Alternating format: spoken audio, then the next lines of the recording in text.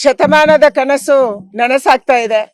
ಲಕ್ಷಾಂತರ ಜನ ರಾಮ ಮಂದಿರದ ಹೋರಾಟಕ್ಕಾಗಿ, ರಾಮ ಮಂದಿರ ಭವ್ಯ ಮಂದಿರ ನಿರ್ಮಾಣಕ್ಕಾಗಿ ಪ್ರಾಣತ್ಯಾಗವನ್ನ ಮಾಡಿದ್ದಾರೆ. ಕಳೆದ 500 ವರ್ಷಗಳಿಂದ ರಾಮ ಮಂದಿರಕ್ಕಾಗಿ ಹೋರಾಟ ನಡೀತಾ ಇದೆ. ಆ ಹೋರಾಟ ಎಲ್ಲ ಮುಗ್ದು ಚಿಕ್ಕ ರಾಮ ಮಂದಿರ, ಪುಟ್ಟ ರಾಮ ಮಂದಿರ, ಗುಡಿಸಲಲ್ಲಿರುವಂತ ರಾಮ ಮಂದಿರ ನಿರ್ಮಾಣ ಆಗಿತ್ತು ಅಯೋಧ್ಯೆಯಲ್ಲಿ. ಕಲಂಕಿತ ಸಂಕೇತವಾದ, ಅಪಮಾನದ ಸಂಕೇತವಾದ ಬಾಬ್ರಿ ಮಸೀದಿಯನ್ನ ಜನನೇ ಹೋಗಿ ಉರುಳಿಸಿದ್ರು.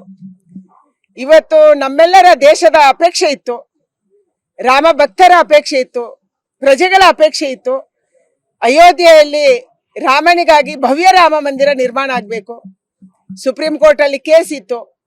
ಎಲ್ಲ ವಿರೋಧ ಪಕ್ಷಗಳು ಕೂಡ ರಾಮನ ವಿರುದ್ಧವಾಗಿ ವಾದವನ್ನ ಮಂಡನೆ ಮಾಡಿದ್ರು, ದೊಡ್ಡ ದೊಡ್ಡ ವಕೀಲರನ್ನ ಹಾಕಿದ್ರು. ನರೇಂದ್ರ ಮೋದಿ ಅವರ ನೇತೃತ್ವದಲ್ಲಿ ಸುಪ್ರೀಂ ಕೋರ್ಟಿಗೆ ಸರಿಯಾದ ಮಾಹಿತಿಯನ್ನ ಕೊಟ್ಟು ರಾಮ ಮಂದಿರದ ಪರವಾಗಿ ಆ ಕೇಸ್ ಆಗುವಂತೆ ಆಯಿತು. ಇದರ ಪರಿಣಾಮವಾಗಿ ಇವತ್ತು ಭವ್ಯ ರಾಮ ಮಂದಿರ ನಿರ್ಮಾಣ ಆಗಿದೆ.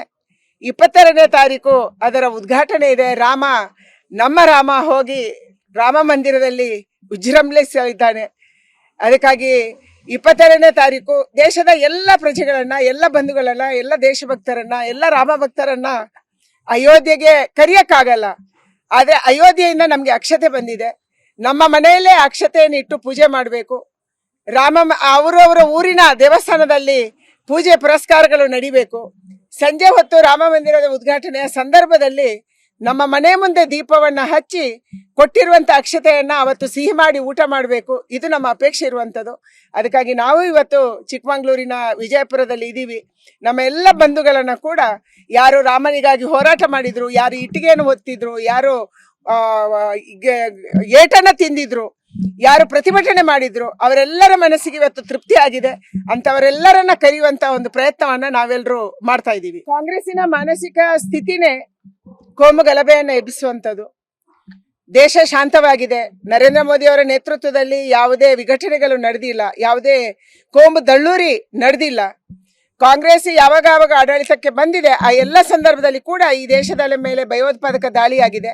ಭಯೋತ್ಪಾದಕ ಅನ್ನಿಸ್ತಾ ಇತ್ತು, ಇದು ನಮ್ಮ ಸರ್ಕಾರ ಅಂತ ಅವರಿಗೆ ಅನ್ನಿಸ್ತಾ ಇತ್ತು. ಆದ್ರೆ ಇವತ್ತು ಮೋದಿ ಬಂದ ಮೇಲೆ ಎಲ್ಲ ಭಯೋತ್ಪಾದಕ ಮಾನಸಿಕತೆಯ ಜನಕ್ಕೆ ಭಯ ಹುಟ್ಟಿದೆ.